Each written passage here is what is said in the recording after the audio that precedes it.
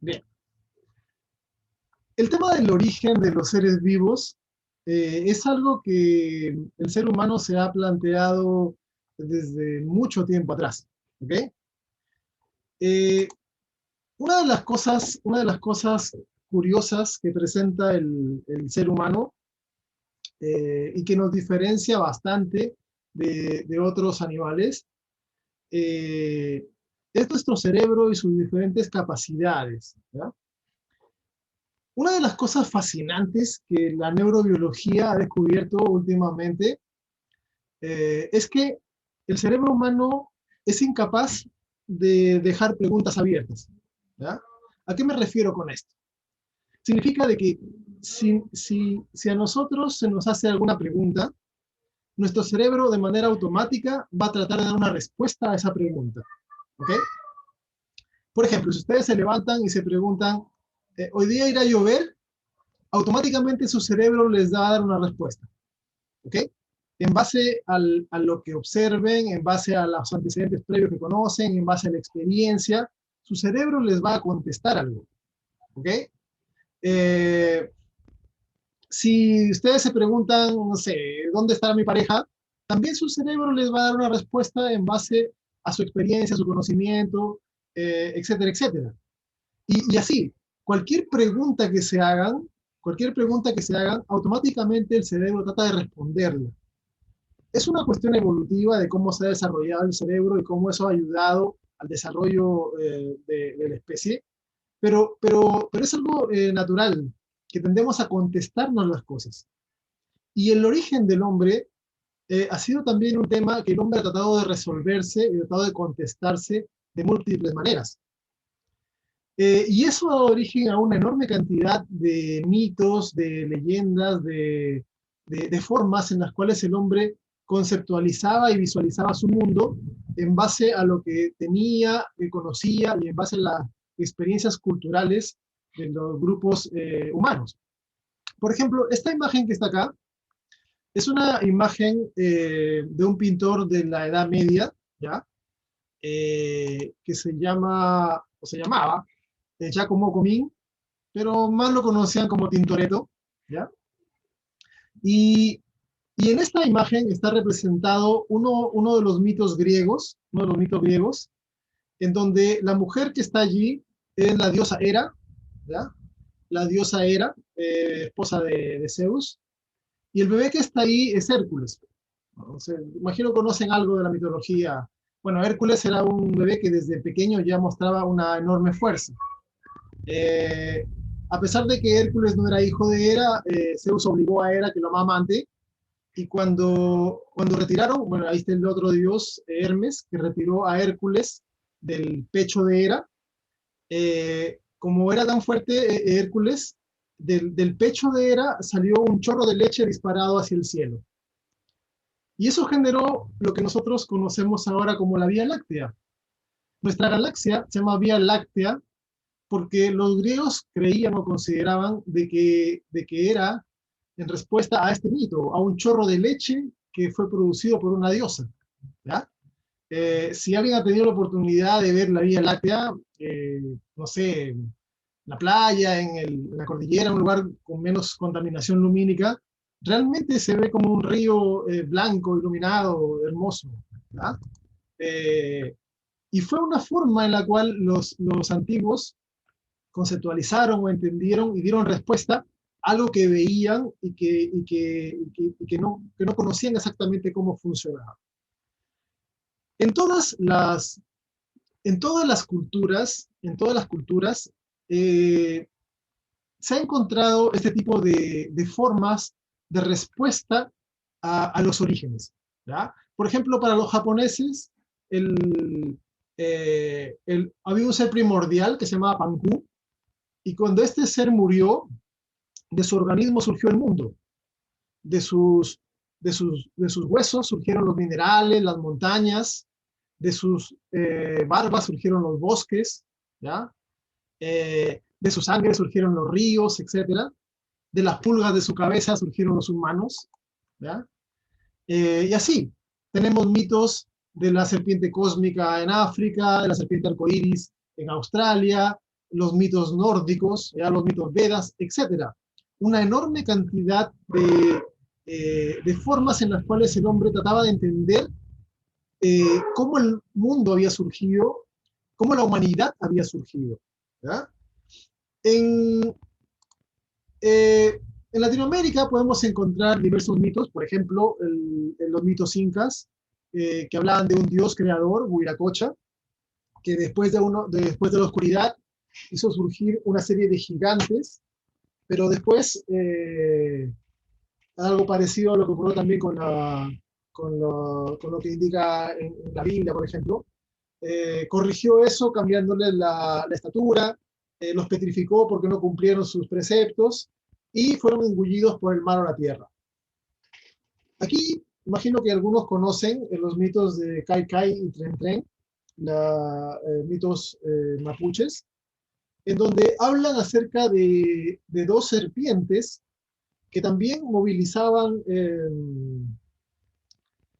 el agua unas y las montañas las otras.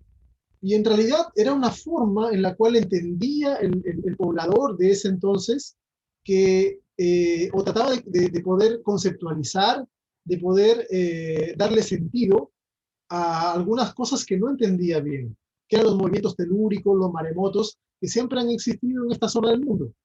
¿Ok?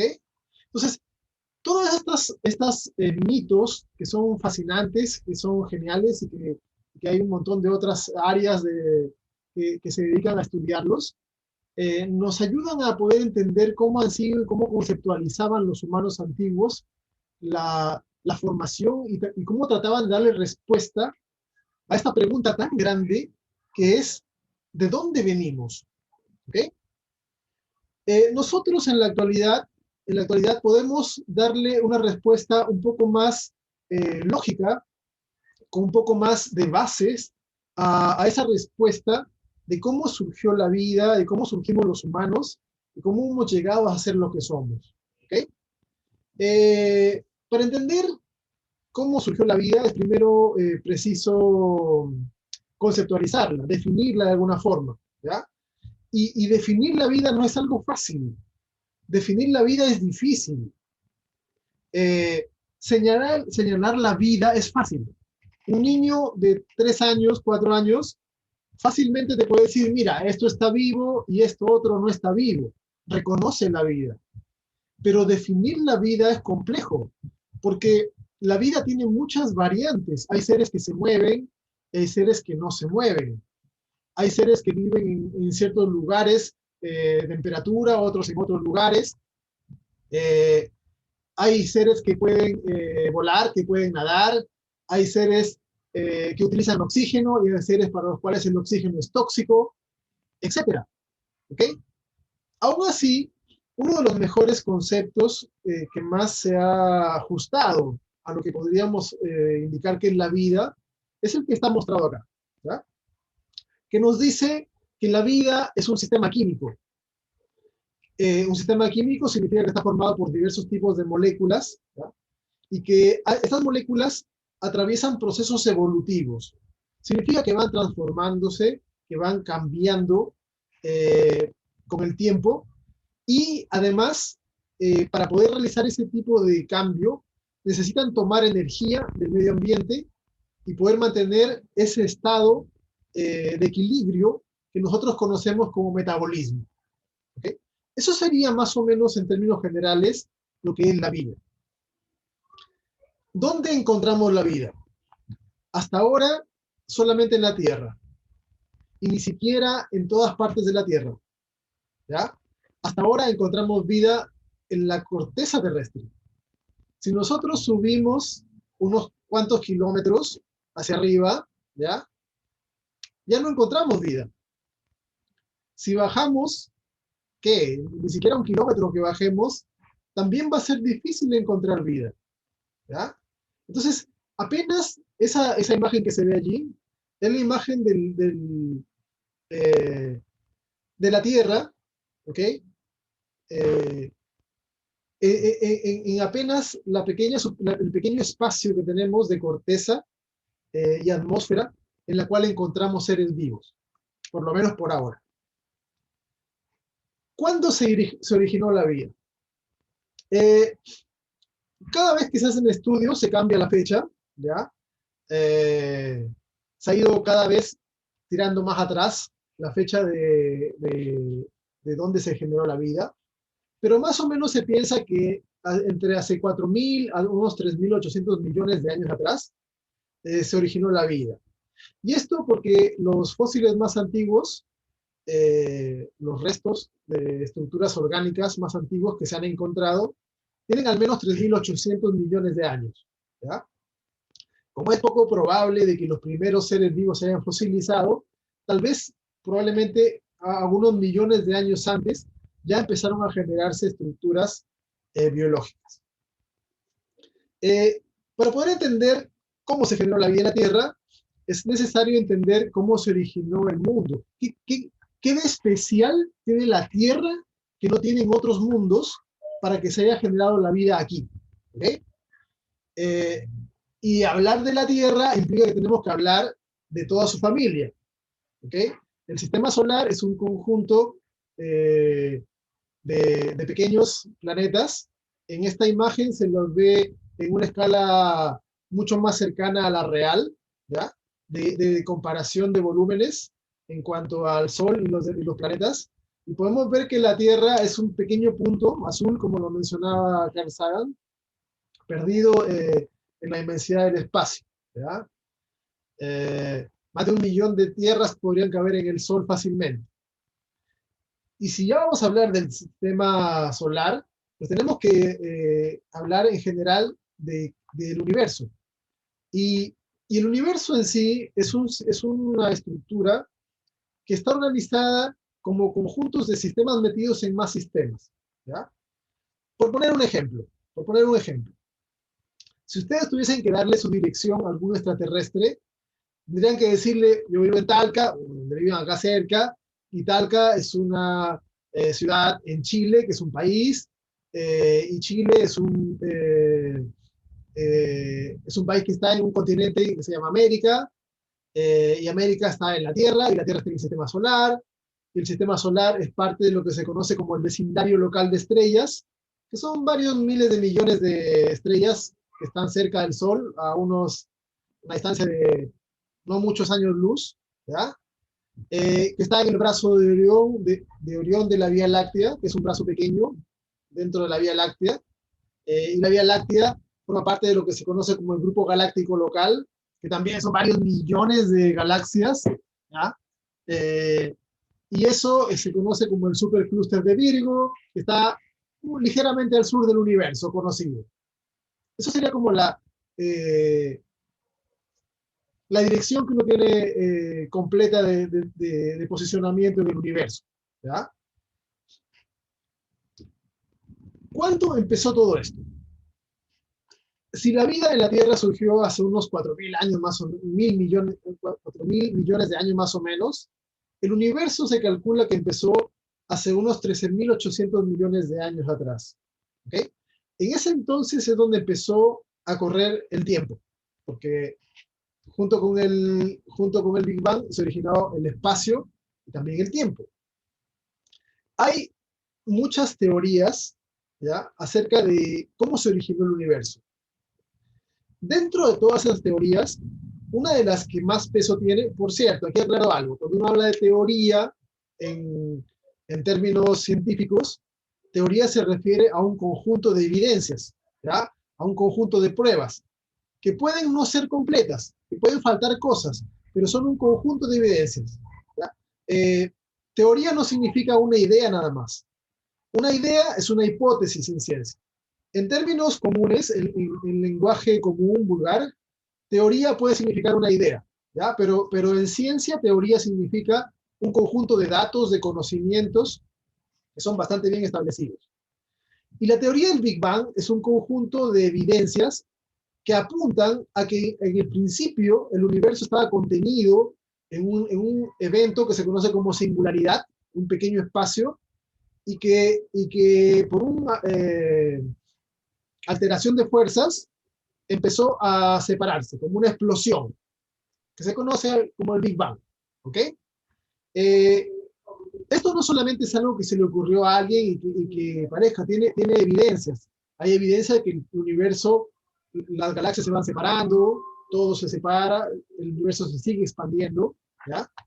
Eh, y además, una de las principales evidencias que tiene esta teoría fue detectada hace unos 6 años más o menos, eh, eh, que son las ondas gravitacionales, ¿ya? Las ondas gravitacionales son ondas, pero de gravedad, ¿ok? A nosotros las películas, por ejemplo, de acción nos han enseñado que cuando hay una explosión se generan ondas. Si nosotros tiramos una piedra al agua se generan ondas, ¿ok? Son ondas. Bueno, si el universo se generó con una explosión, deberían haberse generado ondas, ¿ya? Y eso ha sido comprobado. Un telescopio especial llamado LISA, ¿ya? Que es un acrónimo de Laser Interferometer Space Antenna, pero que le pusieron eso en honor a la hermana de Bart Simpson en realidad. ¿Ya? Le gusta jugar a los científicos también con esas cosas. Demostró que en realidad en el universo la gravedad se expande por ondas. Y esto es una de las pruebas más grandes de que realmente el universo empezó con una explosión. ¿Qué ocurrió con esta explosión? Bueno, en esta explosión se generaron la materia, se generó el tiempo, y bueno, también se generaron un montón de otras cosas extra. ¿Okay? Por ejemplo, dentro de las cosas extra que se han generado en el universo, están algunas cosas que todavía se desconocen. ¿verdad? Y de hecho, la mayor parte del universo son cosas que todavía no se conocen. Apenas el 4% del universo es la materia tal como la conocemos.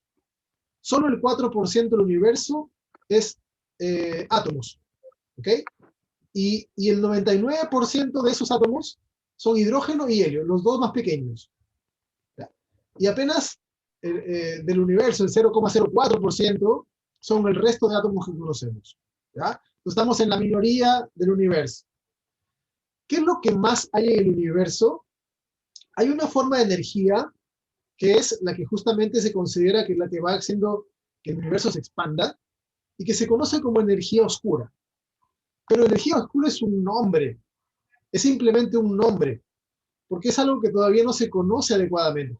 Hay mucha gente que está trabajando en descubrir en qué consiste, pero se le puso ese nombre por ponerle simplemente. ¿ya? También casi una cuarta parte del universo se considera que es materia oscura. ¿ya? No es antimateria, no está formada por átomos. ¿Qué es? Tampoco se sabe. Simplemente le pusieron un nombre para poder entender y definir y saber de qué están hablando de algo que se desconoce simplemente. ¿ya? De los átomos que forman el universo, el hidrógeno que existe en el universo se formó durante el Big Bang. ¿ya? Y el resto de los átomos que nos componen a nosotros mismos, por ejemplo, son átomos que se han generado después del Big Bang. ¿ya? Cuando el hidrógeno colapsó y formó estrellas, y esas estrellas envejecieron o explotaron y formaron novas y supernovas, ahí en esos hornos fue eh, que ocurrió la generación de todos los demás átomos que conocemos. ¿okay? En nuestra composición, nuestra materia, el 10% de los átomos que tenemos son hidrógeno. Y el resto, el 90% de átomos que nos componen, son carbono, oxígeno, nitrógeno, fósforo, todo lo demás. El 10% de hidrógeno que nosotros tenemos fue creado en el Big Bang. Y el resto, el 90% que nos compone, fue creado en las estrellas. ¿ya? Así que esto es algo fascinante, porque venimos de las estrellas. Cuando se analizan qué eventos importantes ocurrieron desde que explotó esta singularidad hasta el momento actual, nos vamos a encontrar que en todos estos miles de millones de años han ocurrido cosas importantes, ¿verdad? Sobre todo en el último tiempo, con la aparición de vida en la Tierra, etc. Cuando nosotros hablamos de millones, ¿ya? Millones, sobre todo cuando hablamos de tiempo, el cerebro humano tampoco está capacitado para poder comprender correctamente estas escalas de tiempo, ¿ya? Es imposible. Uno cree entenderlas, uno cree pensar o acercarse a veces en entender cuál es el tiempo que puede haber pasado entre un evento y otro, por ejemplo, entre que surgió la Tierra y surgió la vida, o entre que surgió la vida y surgieron los eucariotas, etc. Pero no es así. Uno se engaña a uno mismo, porque nuestro cerebro no tiene la complejidad suficiente para manejarse en escalas de tiempo tan grandes. ¿Ok? Nosotros manejamos escalas de tiempo que están cercanas a la vida de uno, a 100 años más o menos. Poco más, poco menos, hasta 1000 puede ser, pero después se nos pierde todo. Hubo un científico y divulgador muy famoso, que espero lo conozcan, ¿ya? Carl Sagan. A él se le ocurrió hacer una analogía para hacer más comprensible cada uno de los tiempos y eventos del universo en algo más sencillo. Y creó lo que se conoce como el calendario cósmico, ¿ya? Que ha sido múltiples veces modificado y que ha sido acomodado de acuerdo a cómo se han ido generando los descubrimientos de en qué tiempo ha ocurrido cada evento. Pero en términos generales, lo que a él se le ocurrió fue lo siguiente. Imaginó de que en el primer segundo de este calendario, de este año cósmico, de este año universal, en el primer segundo ocurrió el Big Bang. Y en el último segundo del año del 31 de diciembre sería el momento presente. Y en base a eso empezó a determinar en qué mes, en qué día fueron ocurriendo cosas. ¿Ok? Y de esta forma uno puede hacerse una mejor idea de los tiempos y la comprensión de cuánto se demoró en ocurrir cada cosa. En el calendario cósmico podemos encontrar de que los eventos más importantes ocurridos durante el año fueron, bueno, primero el Big Bang, en el primer segundo del 1 de enero, después nuestra galaxia ya se formó en marzo, más o menos a mitad de marzo, como estamos ahora, estaría formándose la primera condensaciones de estrellas que formaron la Vía Láctea. Nuestro Sol todavía no ocurría, todavía no pasaba. Nuestro Sol es de varias generaciones posteriores a las primeras estrellas. Las estrellas se condensaron, se fusionaron, explotaron, formaron novas, formaron elementos más densos. Eso fue importante porque los elementos más densos pueden empezar a formar planetas rocosos como la Tierra, etc. Y para agosto de este año, ¿ya? Recuerden de que aquí este año representa a toda la vida del universo, los 13.800 millones de años. ¿Ya? Cada mes son poco más de 1.000 millones de años. ¿Ya? Entonces, para agosto, ya estamos cerca de los 9.000 millones de años más o menos han transcurrido, ya más de la mitad del tiempo del universo. En agosto más o menos se empezó a formar nuestro sistema estelar. ¿Okay? El Sol y los planetas que lo acompañan. Una de las cosas fascinantes que se ha encontrado es que la vida apareció rápido en la Tierra después de que la Tierra se formó. ¿Ya? Al principio, recuerden, la Tierra era una pelota de lava prácticamente, una pelota incandescente. ¿Ya? Estaba a cientos de grados. Cuando la Tierra se enfrió lo suficiente, más o menos la superficie de la Tierra estaba a unos 80 grados más o menos, imagínense los mares hirviendo casi prácticamente, apareció la vida. ¿Okay? Entonces, tal vez la vida no es tan quisquillosa, tal vez la vida aparece pronto cuando las condiciones en un planeta se dan. ¿Okay? Y después la vida se pasó como 1.000 millones de años como estructuras unicelulares, parecidas a bacterias. ¿Okay? Se pasaron como 1.000 millones de años generando diversos tipos de modificaciones, de adaptaciones. La Tierra se iba enfriando, se iban generando cambios que vamos a ir viendo, ¿ya? Y después surgieron algunas modificaciones en respuesta a cambios también del ambiente. Por ejemplo, algunas células fueron capaces de desarrollar sistemas de protección a su material genético, y aparecieron las células nucleadas.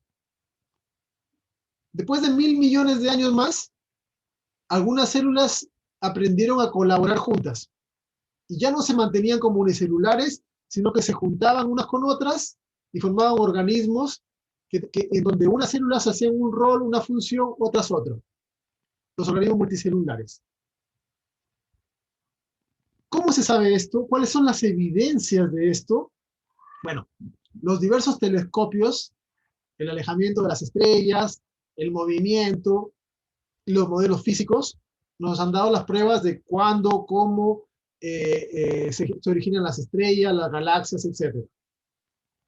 El registro fósil y el registro geológico, tanto de rocas como de elementos inertes, como elementos derivados de organismos vivos, también nos han dado pautas y pistas con respecto a los tiempos donde ha ocurrido cada uno de estos eventos.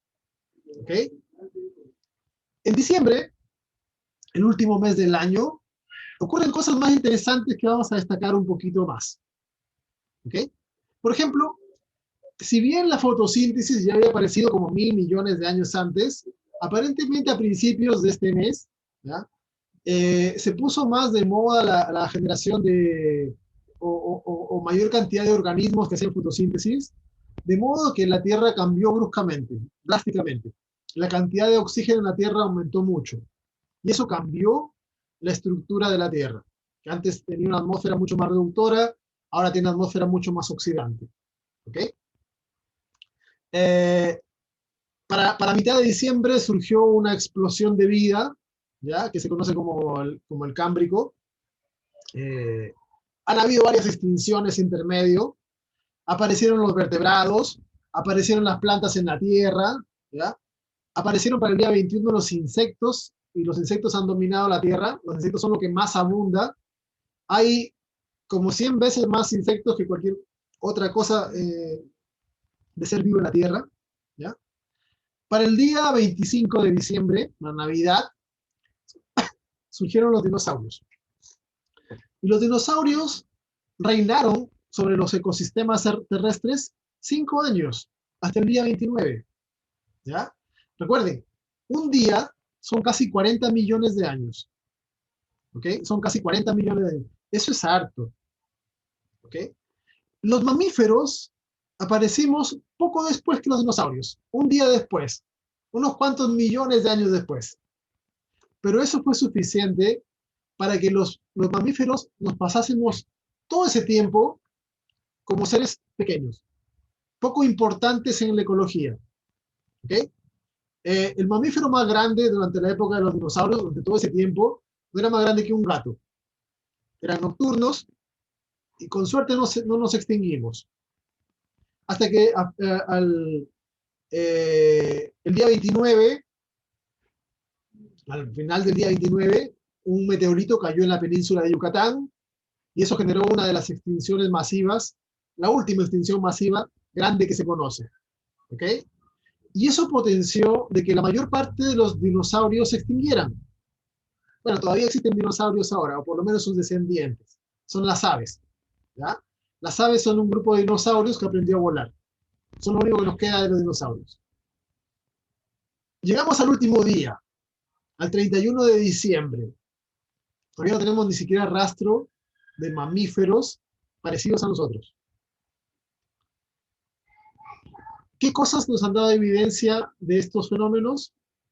La datación de radiocarbono, análisis del ADN, ¿ya? La deriva génica, entre otros elementos, que nos han podido permitir colocar cada evento en su lugar correspondiente.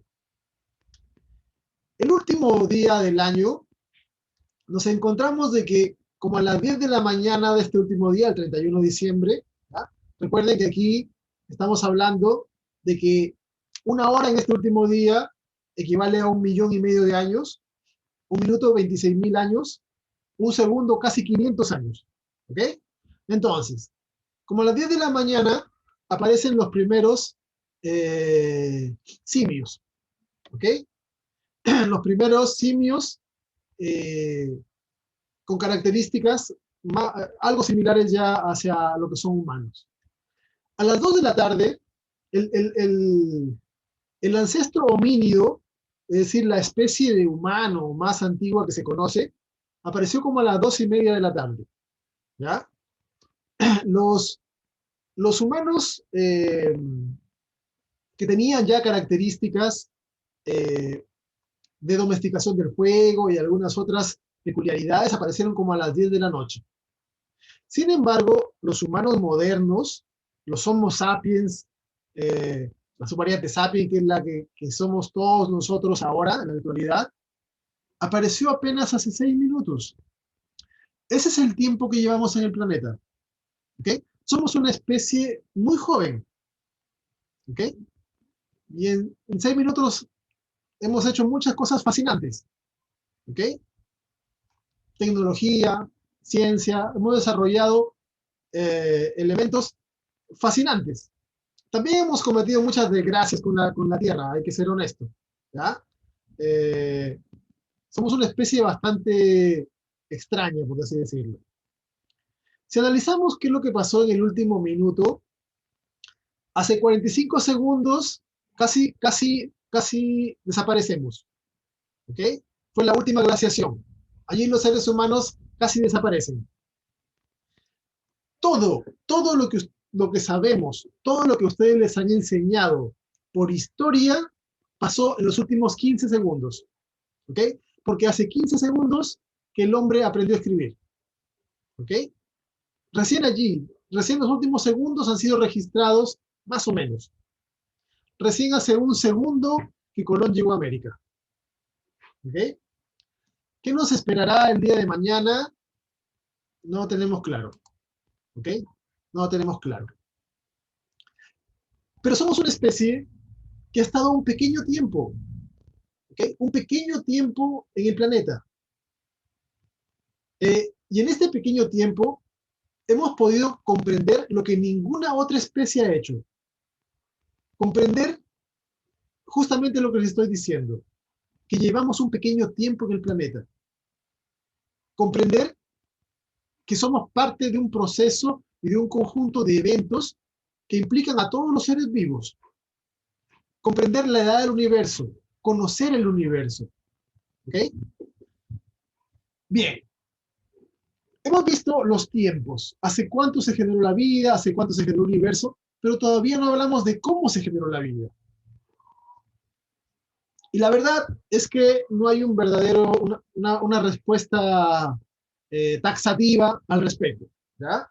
Este es un chiste, el chiste del huevo y la gallina, imagino que lo han escuchado. ¿Quién fue primero, el huevo y la gallina? Este es un chiste y también se lo toma como una discusión filosófica, porque desde el punto de vista biológico no hay ninguna discusión. ¿Ya? Biológicamente, las gallinas son una especie que ha surgido hace 70.000 años atrás.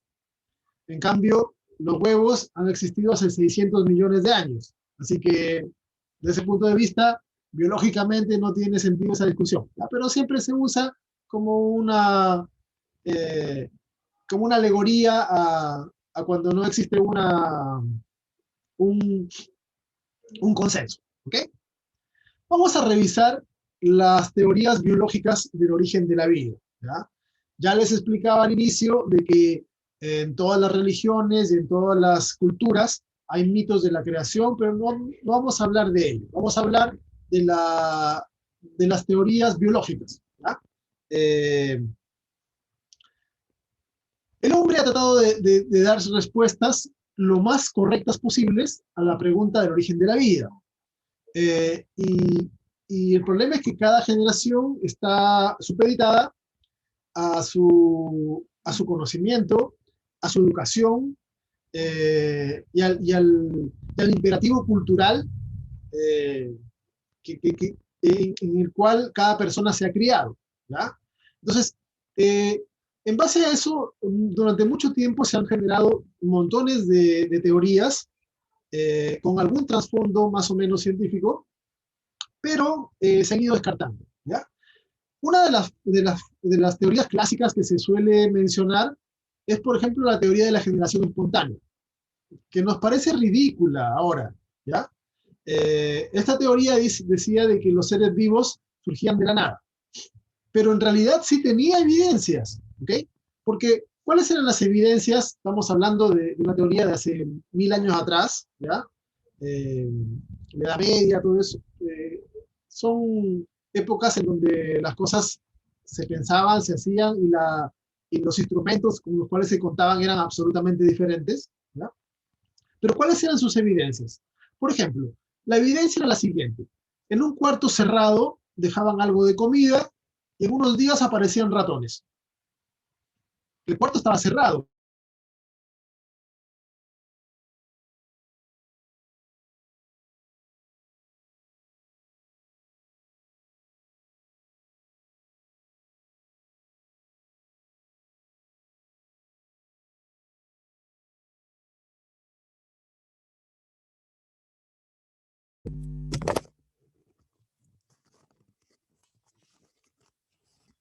¿Ahora me escuchan? Se escucha, pero un poquito mal. Hola, hola. ¿Ahora me escuchan mejor? Sí, Ya.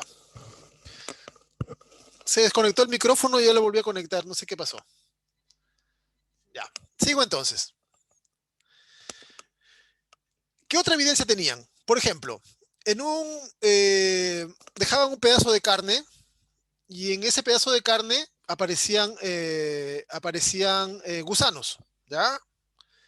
Eh, Antes no había gusanos y ahora aparecían. Entonces la evidencia era de que surgían de la nada. O, o- o en un charco que se formaba aparecían renacuajos, donde no habían. Entonces, la, la generación espontánea decía de que los seres sencillos surgían de la nada. Obvio que no eran tontos, se daban cuenta de que los animales grandes tenían descendencia, dejaban hijos, etcétera, ¿ya? Entonces tenía ciertas cosas, pero era su evidencia, no tenían microscopio para ver de que los insectos dejaban huevos, ¿ya? No tenían capacidad de observación correcta de algunos fenómenos, etcétera, etcétera. Entonces, tenía evidencias, por eso lo considero una teoría biológica, pero como sabemos nosotros, no era correcta, ¿ok? Y eso lo vinieron a demostrar diversos microbiólogos primero, ¿ya? Como Redi y Pasteur, que demostraron de que en realidad los seres vivos venían de otros seres vivos. ¿Ok? El ejemplo clásico está mostrado acá y como también lo indican en el chat. eh, la, el ensayo clásico es el siguiente. Se colocan tres botellas, en cada una se coloca un pedazo de carne, una abierta, una con una gasa y una sellada herméticamente. ¿Ya? A la que está abierta tienen acceso las moscas, entran las moscas. A la que tiene la gasa, las moscas no entran, pero igual llegan moscas que están atraídas por el olor de la carne. Y a la que está sellada herméticamente, como no sale ni siquiera olor, no se acerca nada. Y la gracia es que después de un par de días hay gusanos donde hubo moscas. Donde las moscas accedieron a la carne, aparecen los gusanos directamente sobre la carne. En el otro caso aparecieron larvas en la gasa, porque la mosca le deja el huevo lo más cerca posible del alimento. Si no lo puede dejar sobre el alimento, lo deja cerca. Así que aparecen allí también. Y en donde estaba herméticamente cerrado no aparece nada. Este no fue el único ensayo con el cual eh, se, eh, se, se dejó de lado esta teoría. Se hicieron varios ensayos. ¿Ok? Y aparte de eso, cuando se sumó el desarrollo del microscopio, se pudo poder apreciar de que habían huevos microscópicos y elementos celulares, y ahí se pudo encontrar de que esta teoría en realidad no era una teoría correcta. ¿Ya? Han pasado muchas otras teorías, y en la actualidad nos vamos a encontrar de que si bien todavía hay varias teorías, hay dos teorías principales que todavía tienen evidencias y que aún no se determina exactamente cuál de las dos podría ser la correcta. Tal vez puede ser que, que ninguna de las dos sea la correcta, o puede ser que sea algo intermedio, no sé. Pero son las que tienen hasta la fecha mejores evidencias, ¿ya? La primera es la teoría cosmozoica, o también llamada de la panspermia. Y esta nos dice de que la vida se originó fuera del planeta, ¿ya? Ahora, el problema de esta teoría es que tampoco no nos dice cómo se generó la vida en otra parte. Solamente manda el problema a otro lugar. Dice que la vida se originó en alguna otra parte lejana del universo y que ha viajado por el universo. Y donde encuentra condiciones correctas, adecuadas, ahí se asienta, ¿ya? Ahora, no es solo una idea, no es solo una idea, tiene evidencias. Y las principales evidencias que tiene es que en el espacio se han encontrado restos orgánicos. Se han encontrado aminoácidos, se han encontrado aldehídos y otros tipos de moléculas orgánicas. Y en teoría, las moléculas orgánicas solo son fabricadas por los seres vivos. ¿Ok? Se han encontrado en meteoritos, y esta es una evidencia genial, pero aún falta corroborarla perfectamente, cosas como esta. Fíjense en la imagen de arriba a la derecha. ¿Ya? Esa estructura que se ve allí tiene toda la pinta de un ser vivo. Tiene toda la pinta de haber sido un gusanito. Es microscópica, ¿ya? Son fotografías, son microfotografías, ¿ya? Con microscopía electrónica. Ahora, ¿cuál es el problema?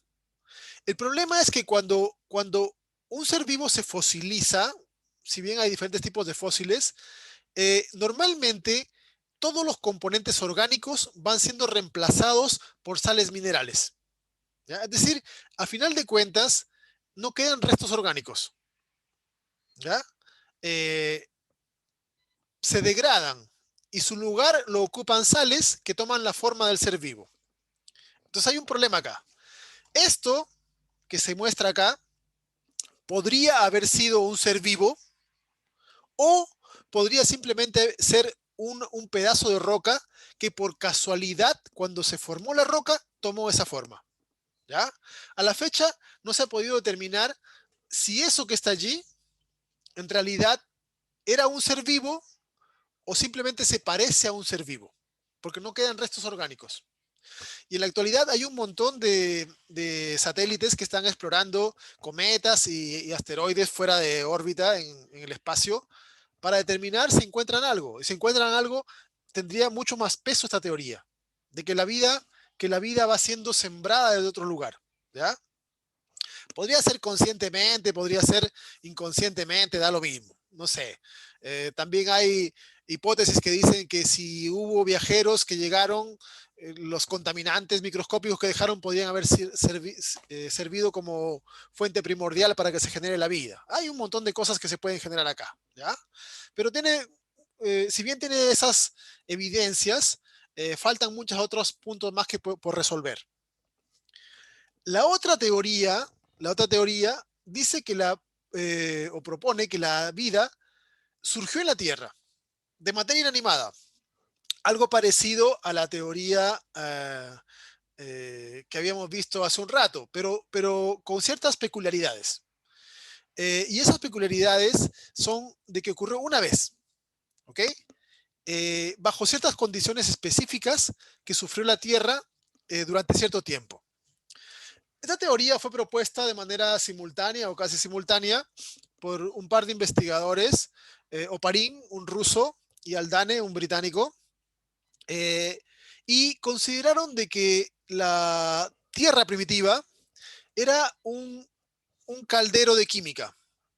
Estaba a 80 grados, el agua estaba casi hirviendo prácticamente, no tenía una atmósfera que la protegiera, con lo cual llegaban los impactos de meteoritos en gran cantidad a la Tierra, lo cual genera calor, explosión. Y en general el calor genera toda una serie de reacciones entre moléculas. El producto del vulcanismo había una gran cantidad de tormentas eléctricas, que también son formas energéticas, y en general consideraban de que esta Tierra primitiva, este lugar inhóspito, se semejaba a un matraz inmenso de química en donde todos los compuestos estaban tratando de reaccionar. Y en ese conjunto de reacciones, que estuvo la Tierra varios millones de años en ese bajo estas condiciones, pudieron generarse moléculas que fueron capaces de organizarse para formar elementos que después, a través del proceso evolutivo, dieron origen a seres vivos. ¿Ok? Dentro de las características interesantes que se rescatan acá, es que la Tierra era bastante diferente a como la tenemos en la actualidad. En la actualidad, nuestra atmósfera es oxidante. Casi un 70% es nitrógeno, casi un 20% es oxígeno, ¿ya? En cambio, en la Tierra primitiva, los gases que primordiaban o formaban la atmósfera eran reductores.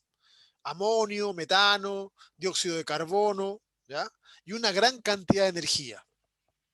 Ahora, ¿qué se necesita? ¿Cuáles son las condiciones generales para que ocurra la vida? Por lo menos la vida como nosotros la conocemos, ¿ya? Se han estimado de que hay cinco diferentes tipos de requerimientos para que se genere la vida. Uno, la gravedad, un estado de energía intermedio, ni muy alto ni muy bajo, agua en su forma líquida, átomos que puedan combinarse y el tiempo. Y bajo estas condiciones vamos a destacar algo que Stephen Hawking nombró más de una vez, y que es el valor de lo imperfecto, ¿ya?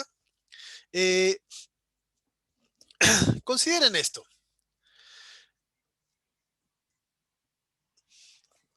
Si han visto alguna película de acción donde se ven explosiones, por ejemplo, habrán notado que las explosiones no son homogéneas, ¿ok? No sale todo disparado en la misma dirección, ni se distribuye de manera homogénea todo, sino que en una explosión es algo caótico, ¿ok? Una explosión genera de que algunas regiones queden con más elementos que en otras regiones. Se dispersa de manera irregular lo que ha explotado. Y en el universo, la imperfección es la norma. Y es genial que sea así, porque en el universo, si todo se hubiese separado de manera homogénea, en todo el universo estaría una concentración equivalente de hidrógeno que nunca se juntaría. Pero quedaron regiones donde había más hidrógeno y regiones donde había menos hidrógeno. Y el hidrógeno que estaba más cerca empezó a condensarse, se empezaron a juntar entre ellos los átomos. Y al juntarse formaron estas bolas de gas que conocemos como estrellas. Y cada estrella explotó de manera diferente. Y en el universo se ha generado una serie de regiones donde se concentran átomos y regiones donde hay pocos átomos. Y eso ha sido importantísimo, esos elementos de irregularidad del universo, es que permiten que se den toda la serie de condiciones especiales para poder generar la vida, ¿ya? Por ejemplo, particularmente el tema de la vida en la Tierra, ¿cómo se consiguió estas condiciones especiales? ¿Ya? La gravedad. La gravedad es una de las condiciones especiales que es importante para la vida.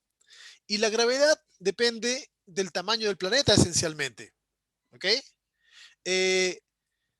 Una vida como la que conocemos sería difícil en un planeta muy pequeño como Mercurio, ¿ya? O en un planeta muy grande como Júpiter.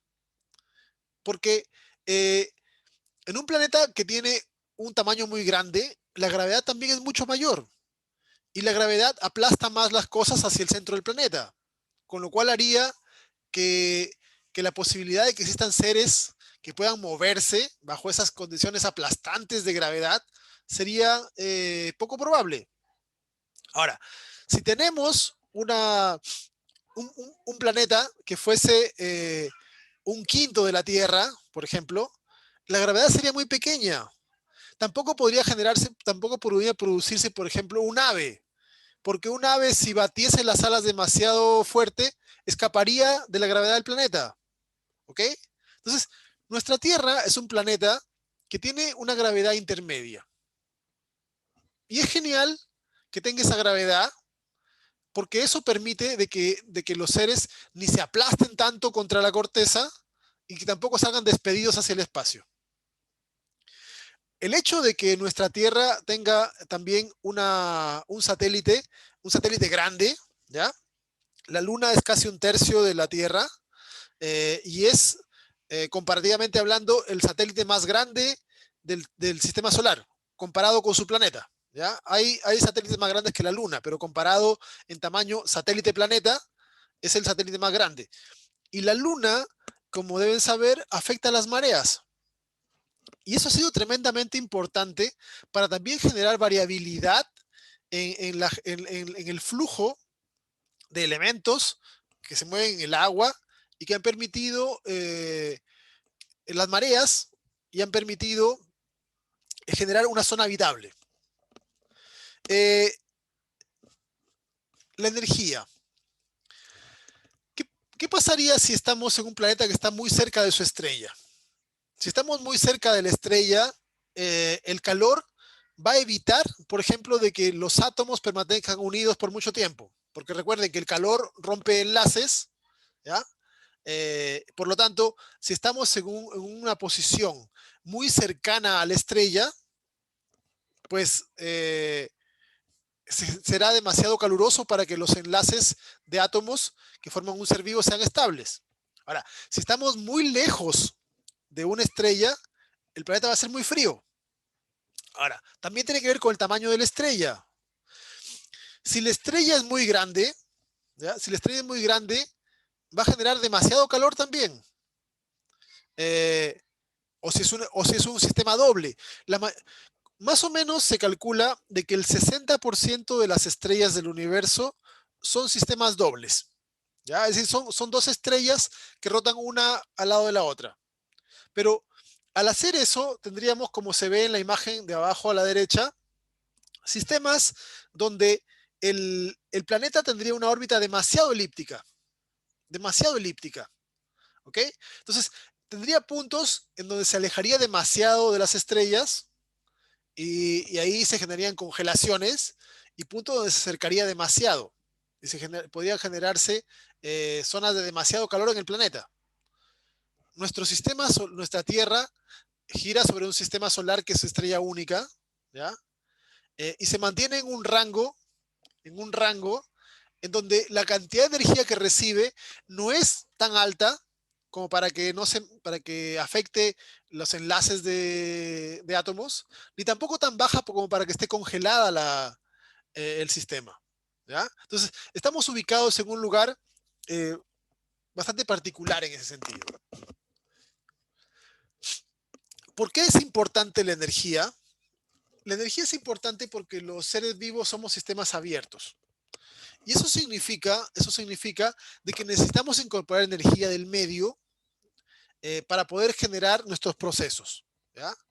Eh, la otra condición, otra de las condiciones importantes para generar la vida es la necesidad de agua líquida.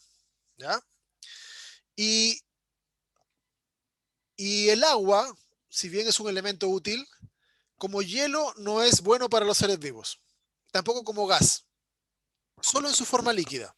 Por suerte en la Tierra la mayor parte del agua se mantiene como líquida, solamente hay pocos lugares donde se mantiene como hielo y que es poco útil, ¿ya?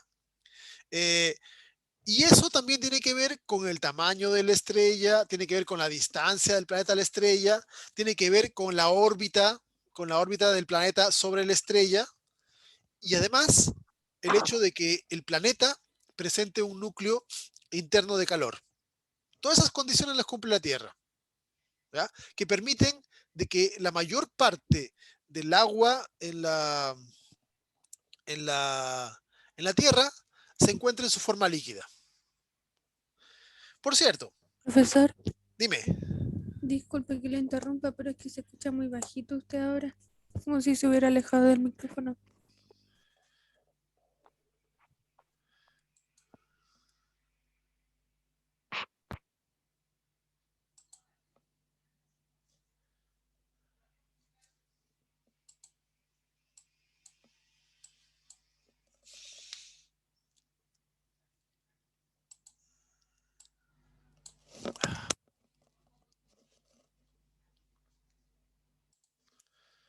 A ver qué dice.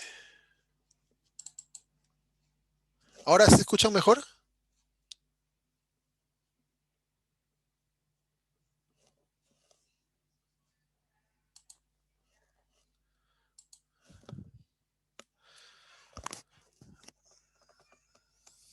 Ya, le subí más el volumen al micrófono. Espero que escuchen mejor ahora. Sí, se escucha bien. Ya. Les decía de que con respecto al agua, como curiosidad, hay evidencias que el agua vino del espacio. ¿Ya? Piensa en esto. Cuando se generó el sistema solar, se condensó un montón de hidrógeno en el centro del sistema solar, lo que formó la estrella, nuestro Sol, ¿ya?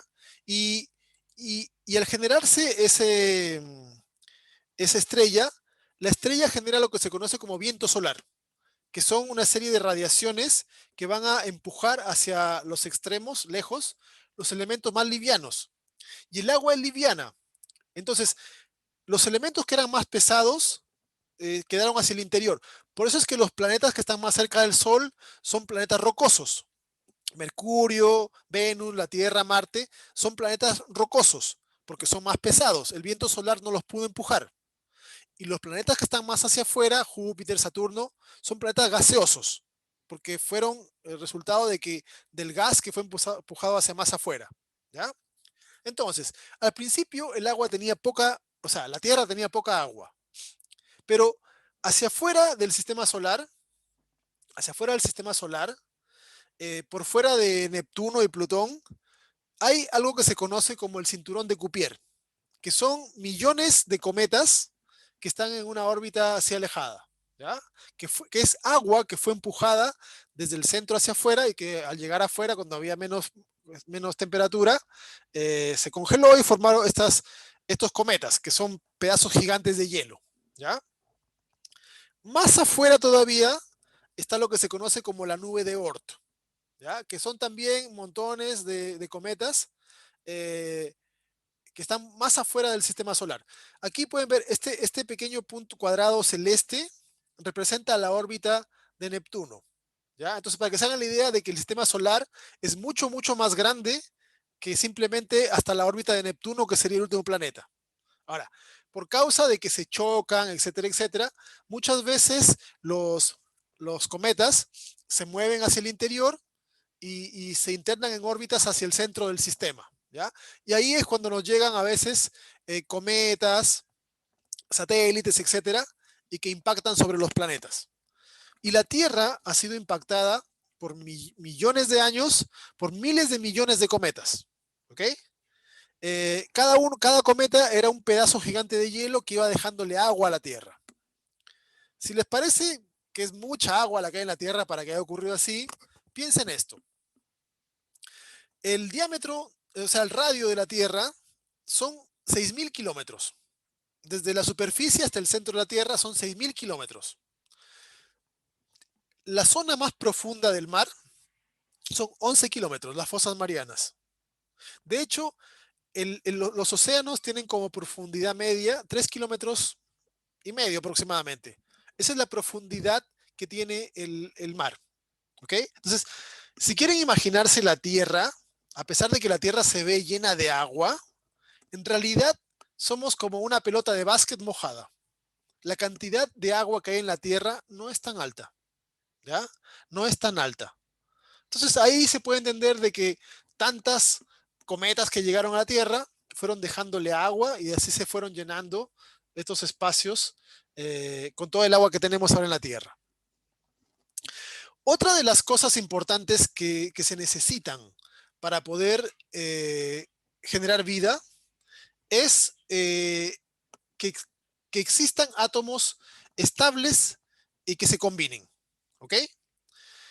¿Qué significa esto? Cuando generó el Big Bang, yo les decía que solamente apareció el hidrógeno. ¿Ok? Y el hidrógeno puede combinarse con otro hidrógeno, no hace más. Y si hay una fusión atómica, como la que ocurre en las estrellas, puede combinarse en formar helio. Pero eso es todo. ¿Ok? Con esa pequeña variante no se hace nada. Ha sido importante de que nuestro sistema solar no haya sido una estrella primaria, una estrella que se generó en el Big Bang, sino una estrella que ha sido el resultado de formarse de otras estrellas que explotaron. Múltiples estrellas que explotaron y generaron otros átomos, carbono, oxígeno, átomos más pesados. ¿Ok? Y eso ha sido importante de que en nuestro sistema, en la Tierra, existan todos estos átomos. Exista silicio, exista hierro, exista magnesio, exista fósforo, átomos pesados, que fueron producto de generaciones de otras estrellas. Y la capacidad de poder generar estas combinaciones de átomos también fue importante que ocurriesen en la Tierra primitiva. Porque la Tierra primitiva tenía poco oxígeno molecular, una atmósfera reductora. Y la atmósfera reductora tiende a formar reacciones de combinación de átomos. ¿Ok? Las atmósferas oxidantes hacen lo contrario. El oxígeno, como el nombre indica, oxida. Y al oxidar generalmente rompe enlaces. ¿Ya? Entonces, ha sido importante de que la Tierra en sus inicios tuviese estos átomos y tuviese esta atmósfera reductora. Además, otra cosa que está mencionada allí, que no la voy a explicar en detalle, es el tema del ciclo carbono-silicio y la tectónica de placas. El hecho de que la Tierra tiene vulcanismo, el hecho de que los mantos de corteza se profundizan y luego salen la lava como volcanes.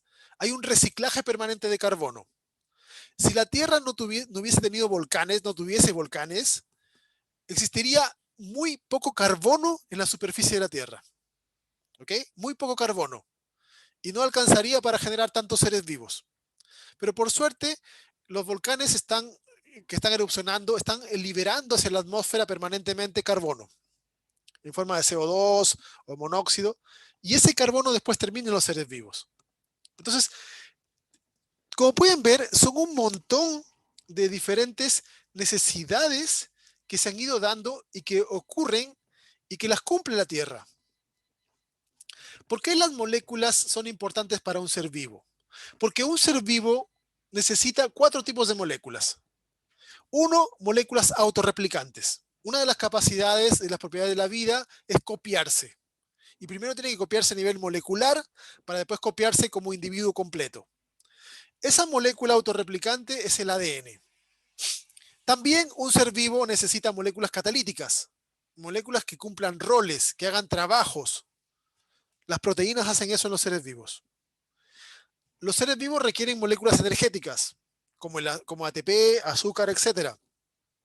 Y por último, la célula necesita barreras, una molécula que la separe del medio. Y eso hacen los lípidos. ¿Ok? Eso hacen los lípidos. Entonces, las 4 moléculas básicas de la vida cumplen los 4 roles básicos que necesita una célula. Aunque tal vez es probable de que la vida originalmente no haya necesitado tanta cosa. Porque hay una molécula que cumple los 3 primeros roles, y que es el RNA. El RNA tiene capacidades autorreplicantes, catalíticas y energéticas. Ahora, no es tan bueno autorreplicándose como el ADN. Tampoco tiene tantas capacidades como las enzimas. ¿Ok? Pero al principio tal vez no hacía falta de que fuese tan eficiente. ¿Ok? Y tal vez la vida simplemente empezó con una estructura de membrana de lípidos que tenía dentro un RNA. Y eso podría haber sido uno de los elementos que formaron los precursores celulares. ¿Ya? Y de hecho, hay toda una teoría que se conoce como el mundo RNA y que permite todavía le falta harta evidencia, pero permite entender cómo esta molécula pudo haber servido como un precursor de la vida. Y de hecho, se han hecho diversos tipos de ensayos que predicen que probablemente el proceso evolutivo empezó antes que la vida. Moléculas que se hicieron eficientes copiándose, antes de que fueran células, antes de que fuera vida. ¿Ok? Evolución a nivel químico. Ahora, todo esto que he mencionado que se necesita, la gravedad con todas las condiciones planetarias, el agua, las moléculas, etcétera, no serviría de nada si no se tiene el tiempo suficiente. ¿Ok? Y la Tierra se pasó millones de años con estas condiciones. Millones. En toda esta inmensidad de tiempo, ¿cómo pudo no haber sido probable de que ocurriesen las combinaciones fortuitas adecuadas para que se genere esto? Y de hecho, hubo más de una prueba. El primero que se le ocurrió probar la hipótesis de la biogénesis fue Stanley Miller, un norteamericano que dijo, bueno, hagamos un remedo. Y remedó la Tierra primitiva. Tomó un poco de agua, tomó los gases de la Tierra primitiva, metano, carbono, amonio, etcétera, ¿ya? Le puso calor al sistema. La Tierra, recuerden, los océanos estaban como a 80 grados, le puso calor, le puso descargas eléctricas, ¿ya? No le puso ultravioleta ni explosiones porque ya era mucho, pero le puso eso, dos formas energéticas, una atmósfera reductora y tiempo. ¿Cuánto dejó esto funcionando? Bueno, dijo, según la Biblia son 7 días para la creación, así que dejó este experimento 7 días. ¿Ok? Lo dejó 7 días, 7 días. Y en 7 días, de moléculas inorgánicas, encontró moléculas orgánicas. 7 días en un frasquito de agua. ¿Ok? La Tierra se pasó todo el planeta, todo el agua del planeta, se pasó millones de años bajo estas condiciones. ¿Ok? Y él, en un pequeño espacio de tiempo de una semana, pudo encontrar las moléculas básicas de la vida. Aminoácidos, azúcares, bases nitrogenadas, ácidos grasos. ¿Ya? Ahora, combinaciones de carbono con nitrógeno, con oxígeno, etcétera, etcétera. Todas las principales moléculas orgánicas que tienen carbono. Y aquí es donde se tiene el principal problema con la teoría. O más que problema, lo que falta, lo más importante que falta. Porque no es lo mismo tener azúcar que tener un polisacárido. No es lo mismo tener un aminoácido que tener una proteína. O tener bases que tener un ácido nucleico. Y eso es lo que le falta a esta teoría. Es la principal incógnita. Todavía no se ha podido encontrar cómo bajo las condiciones de ese entonces se pudo pasar de moléculas simples a macromoléculas. ¿Cómo se pudo pasar de inorgánico a orgánico? Ya se sabe. ¿Cómo se pudo pasar de macromolécula a células y a elementos más complejos y cómo evolucionó? Se sabe. Pero este es el punto crítico. Y aquí hay gente trabajando. ¿Ya? El experimento de Miller duró 7 días y después ha dejado otro. Se murió en todo caso, pero hace más de 30 años que hay experimentos funcionando, que cada cierto tiempo les van tomando muestras. Todavía no en ninguno de esos se ha dejado. Ahora, de repente 30 años es poco, ¿ok? Pero están trabajando en eso. Y de repente, si en algún momento aparece, será porque hay algún evento o condición que podría darse. Pero en el futuro probablemente se podría determinar. Ahora, tal vez ese salto, hay algunos que postulan que ocurrió en otra parte. Hay algunas teorías bastante interesantes que evidencian de que pudo haberse necesitado, por ejemplo, algunos iones metálicos que no hay en la Tierra, pero sí hay en Marte, por ejemplo, y que son importantes como catalizadores. Así que de repente la vida pudo haberse generado en Marte y saltar a la Tierra. Hay algunos postulados así, o en el espacio. Hay diferentes formas. O de repente llegó un meteorito que contenía ese material y se generó la vida en un lugar específico y luego se desperdigó por el resto de la Tierra. Hay muchas formas en las cuales se pueden postular, ¿Ya? Tal vez lo sabremos algún día, tal vez no, pero es interesante todo esto. Ahora, habiendo saltado este paso, las primeras células fueron, una vez que tenemos macromoléculas, son fáciles de armar. ¿Ok? Fíjense en esto. Los lípidos son estructuras que cuando están en agua forman micelas. Estas pelotitas que se ven acá redondas representan micelas. ¿Ok? Que son estructuras de lípidos cerradas, como una membrana celular, idéntico. Ahora, si el lípido se seca, esta estructura se abre y forman láminas planas, así como se ve acá abajo. ¿Ya? Si se vuelve a mojar, vuelven a cerrarse. Y aquí es donde se considera que fue muy importante las mareas. ¿Ya? Las mareas por causa de la luna. ¿Por qué razón? Imagínense en este mar primitivo, miles de años, millones de años ahí reaccionando. Era literalmente una sopa, como indica Oparín. ¿Ya? Una sopa llena de nutrientes. Estaba llena de azúcares, de aminoácidos, de montones de cosas. Y las mareas, ¿qué es lo que hacen? En la marea el agua sube y después el agua baja. Pero, ¿qué pasa con la playa? La playa quedaría regada de materia orgánica.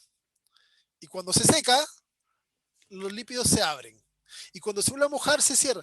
Al abrirse y cerrarse, podría ser de que al cerrarse una de estas láminas, en su interior quedaron ácidos nucleicos. RNA, por ejemplo. RNA, quedaron azúcares, quedaron cosas.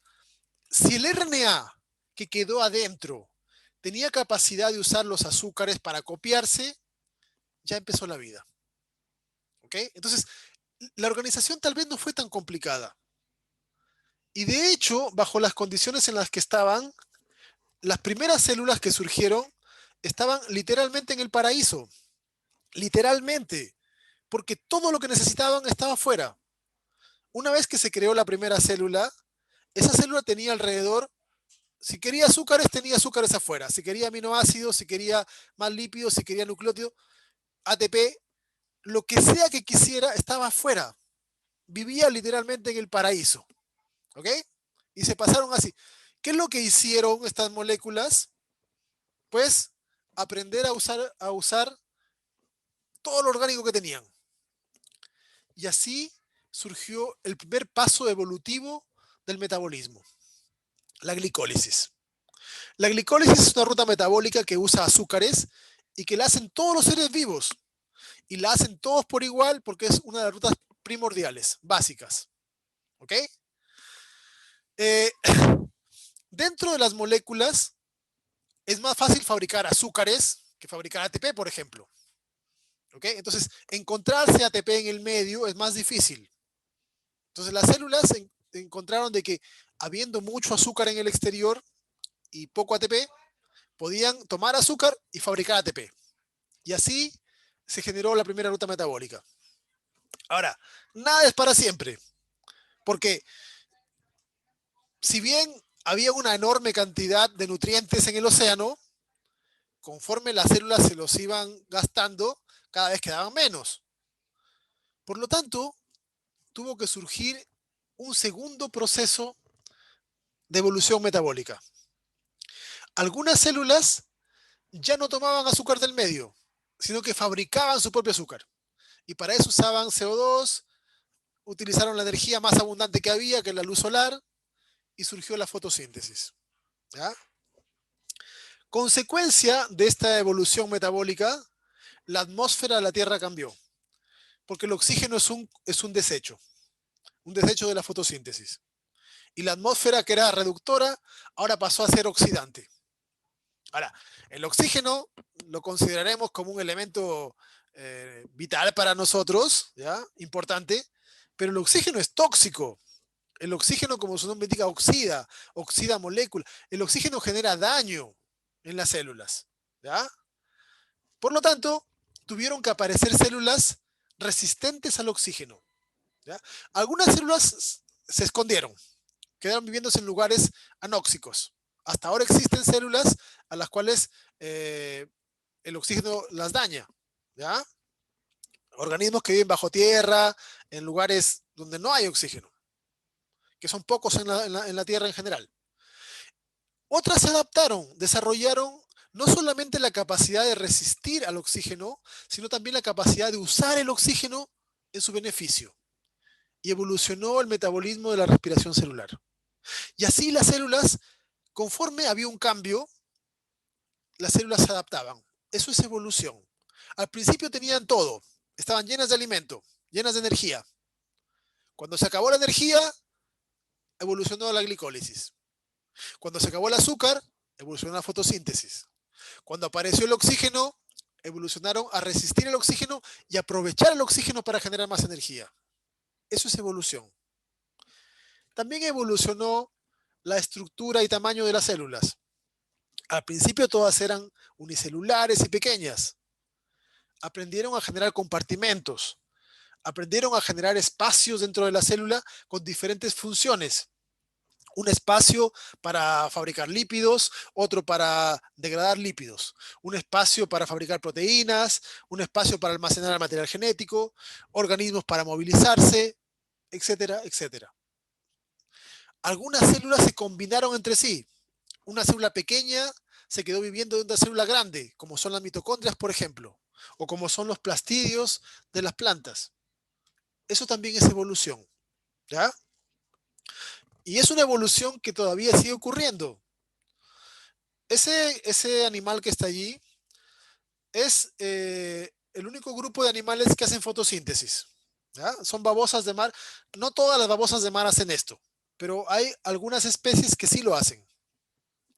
Esta babosa de mar se alimenta, cuando recién eclosiona el huevo, se alimenta de algas, pero se va dejando las algas en su tejido. Y los cloroplastos de esas algas, que no son degradados, van a hacer fotosíntesis.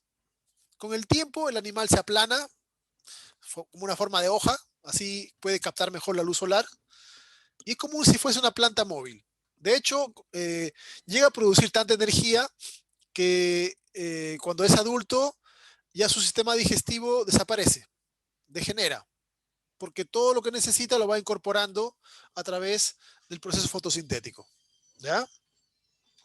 También evolucionó el número de celular.